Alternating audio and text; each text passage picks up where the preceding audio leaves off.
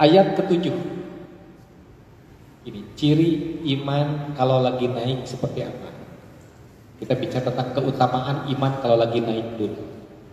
Surat Al-Hujurat ayat yang ke-7.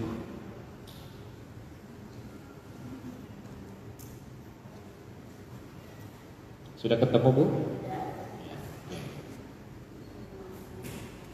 Al-Hujurat ayat yang ke-7.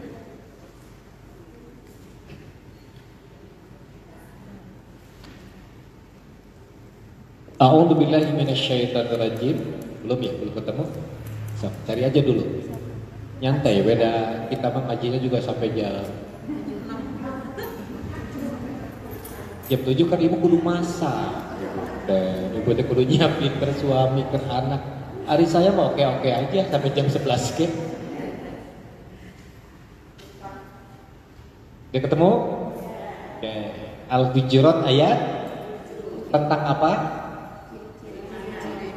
Ciri iman ketika sedang naik. Jadi ini dalilnya. Biar kita kalau bicara tentang agama bicara dengan dalil ya. Al-Hujurat ayat 7. A'udzu billahi minasyaitonir rajim.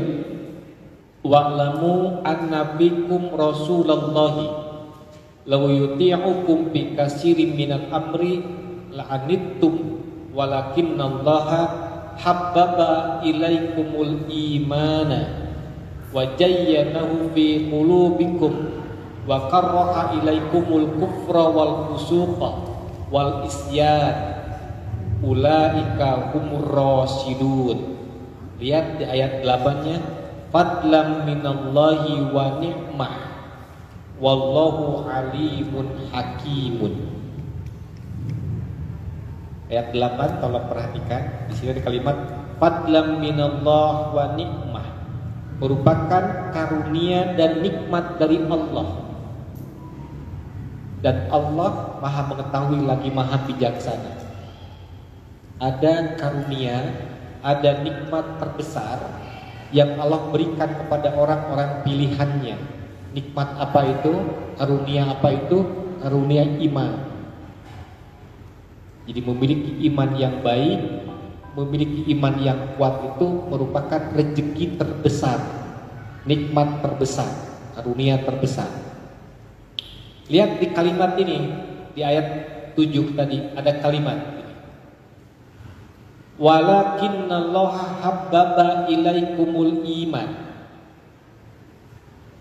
Ada, Bu?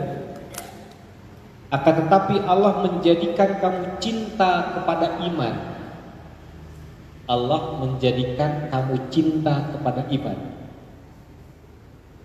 Jadi kalau Allah sudah mencintai seseorang, Allah sudah mencintai hambanya, maka Allah akan menganugerahkan kepada orang tersebut rasa cinta terhadap iman. Rasa cinta terhadap iman dalam hatinya.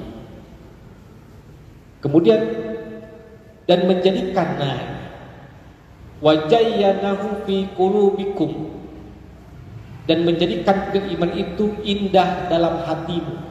Iman itu akan membuat hati terasa lapang, hati terasa damai, dunia itu sepertinya luas gitu.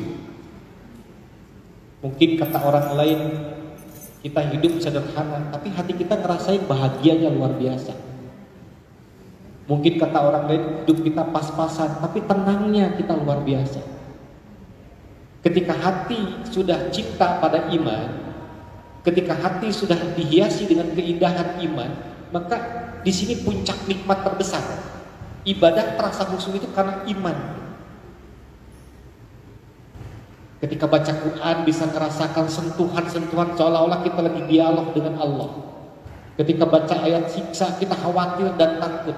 Ketika baca ayat surga kita termotivasi ingin menjadi penghuninya.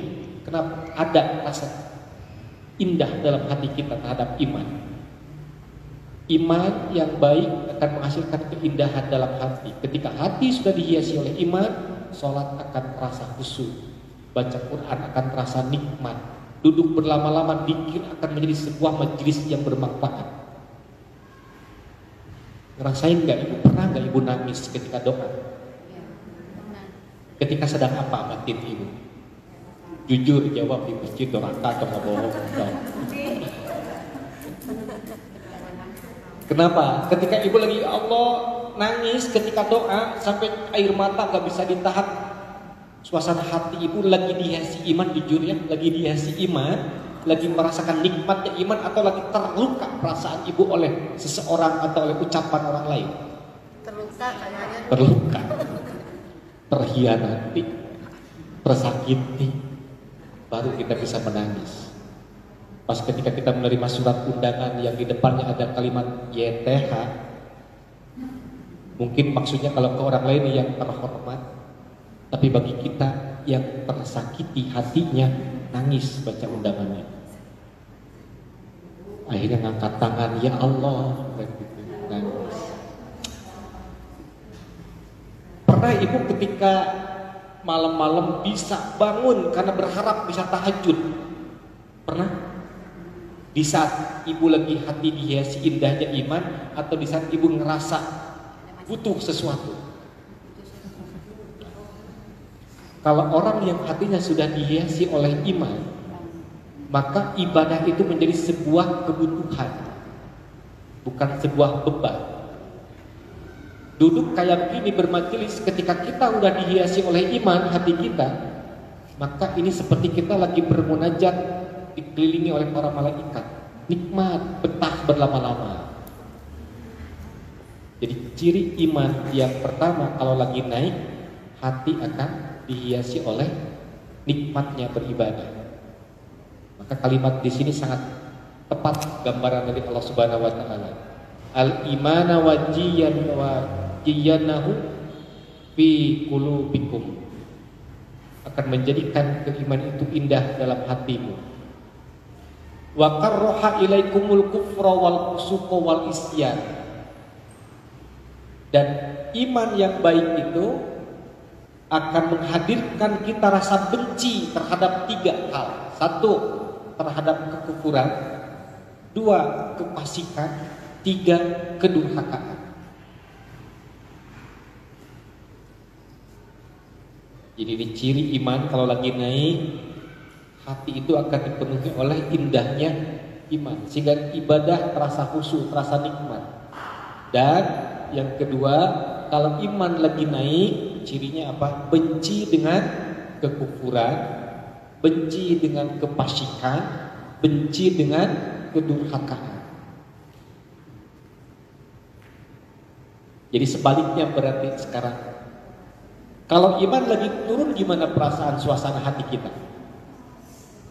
Kalau tadi di saat iman lagi naik, hati dihiasi dengan keindahan. Ibadah jadi terasa ringan, ibadah terasa nikmat, ibadah terasa khusyuk. Sebaliknya ketika iman lagi turun, hati kita terhadap ibadah gimana?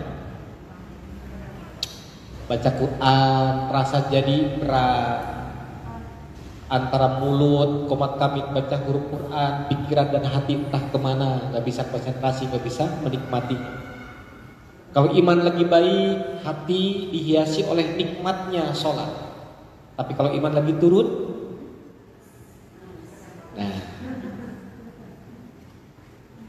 jadi gampang kalau ibu ingin membuat atau mencari tahu ini suasana diri kita hari ini, imannya lagi bagus atau tidak. Lihat aja suasana hati kita terhadap ibadah. Respon kita terhadap ibadah seperti apa.